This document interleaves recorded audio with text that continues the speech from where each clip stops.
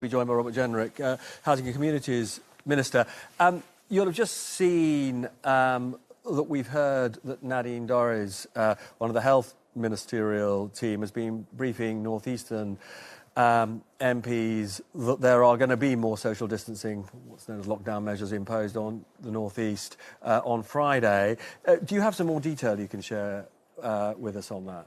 Well, the number of cases has been rising rapidly in many parts of the country, but in particular in the northeast. And so a decision has been made to impose further restrictions there. And a full announcement will be made tomorrow. And so people living in that part of the country should watch out for that. And the measures will come into play at midnight on Thursday evening. So over the course of the day, a full briefing will be made available to everybody, including the councils and business community in that area. And do you think, I mean, obviously for the whole country we've now got the rule of six. Are we looking at measures like, other parts of the country we've seen restaurants and pubs only being able to do takeaways? Is it that kind of thing you think we're going to be looking at for the northeast? Well, I'm not going to comment on those because I think it's right that we wait for the full announcement that's going to be made tomorrow. But you've seen the range of different measures that have been used elsewhere in the country. They're specific to what's happening in those areas, whether it's Leicester or Greater Manchester or West Yorkshire. So they're tailored to the particular issues that are arising there, taking the scientific advice as to which particular communities or what is the challenge, what's the root of the rise of the infection in that part of the country. Now, this is a big period for students going back, and there are a lot of university students going back to places like Newcastle this weekend. Is your sense that the government is happy for those universities to reopen as scheduled? Yes, I think we have to. We've prioritised education in general, particularly primary and secondary schools, but also universities. So we want to encourage students to go back. Universities put a huge amount of effort into making sure that their universities are safe, putting in place correct procedures, bubbles, remote learning and so on. So it is important that education returns to a degree of normality. But you'll understand people are probably a bit anxious about this because the data shows that the virus is spreading fastest among people aged, well, particularly 19 to 24. I mean, that's where the incidence per 100,000 people is really very high at the moment. That's right. The rate of infection is rising very fast among 17 to 21-year-olds, also amongst slightly older people as well. But that's one of the reasons why we introduced the rule of six, for example, which we appreciate is a significant restriction on all of our lives and family life in particular. But it was designed to ensure that fewer households are meeting up and people take particular care, because obviously the virus is very much still with us. We've got to keep following the guidance, whether that's washing our hands, wearing a mask or staying apart. And, I mean, just on this question that I was talking to Yvette and Gavin about, I mean, many of us are surprised, given how successful the government seemed to be in expanding testing capacity from sort of May onwards, that we've suddenly run out. Well, I wouldn't say it's an easy situation. It's not the position we would ideally wish to be in. But in the context, we have increased testing from, I think, 2,000 in March to over 300,000 today. We're on course to get it to 500,000 by the end of October. This does compare well by international standards. There's one test per 5 people per day in this country.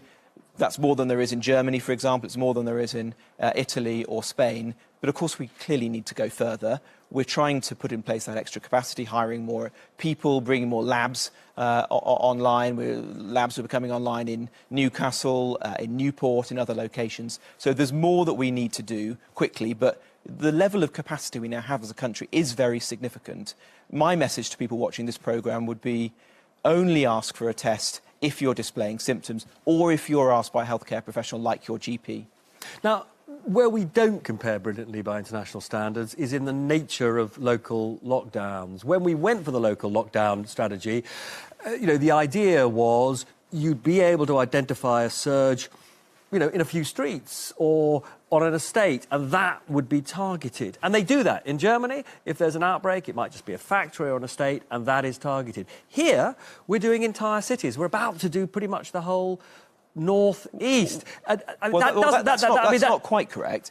We are doing it in large regions, you're absolutely right, like Greater Manchester. But that's a failure. That's a failure of policy, that's because the rate of infection is rising across a wide part of the country. We're also doing it in a much more targeted approach. You've seen that in factories. You know, in my own constituency, there's a food processing factory where we took particular measures. You've seen those in factories in Northampton, in Shropshire, in Herefordshire, for example. So the measures obviously have to correspond to what we're seeing on the ground. Where it's possible to target that on a particular workplace, we will do. If it's a relatively small town, like the one I represent, that went into special measures, if you like, onto the watch list, and then later came out of it, we will do. But obviously, if we're seeing it on a broader canvas... But if you live in a large city, and your whole city... If you're living in a large city, the whole city's being closed down, you will feel that the government has lost control of the virus. You'll get that.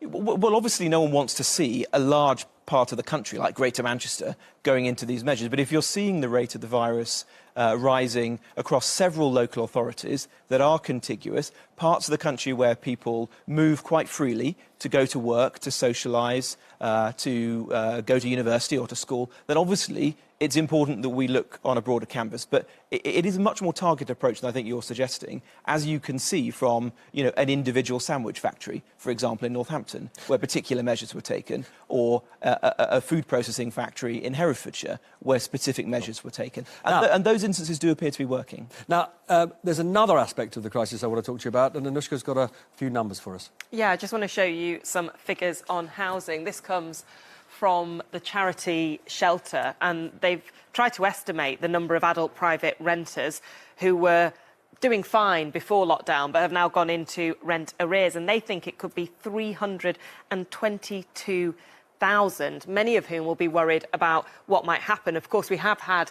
the so-called eviction ban, which has made it harder for landlords to evict people. That has been extended already 3 times, but it is due to run out on the 21st of September. And I just want to show you this quote in Rachel Sylvester's column in The Times of a former cabinet minister saying this is a disaster waiting to happen. They're either going to have to do another U-turn or there will be a shocking rise in homelessness. So there is a lot of anxiety among those renting their homes if they've been unable, for reasons beyond their control, to pay rents over the last few months.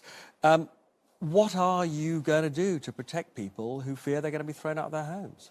Well, at the start of the pandemic, when we had to actually close the housing market altogether, so you couldn't move house, except in exceptional circumstances, we brought in the evictions ban. So nobody at all, for any reason, could be evicted, and that's now run for 6 months. The housing market obviously is much more freely open today, and in fact is fairly robust. But there are many people who are very concerned and in a very serious situation, and so we will be... So what will you be doing? What we're going to do is we will be reopening the courts this weekend, but the courts will be rigorously prioritising the cases. So the judges will only be bringing forward antisocial behaviour, perpetrators of domestic abuse, and those people who are in egregious rent arrears, those people who started to get behind with their rent long before COVID. And the most important measure that I've taken is I've extended the notice periods for everybody else from the very short period they're in pre-COVID to 6 months. And that means if your landlord wanted to serve notice on you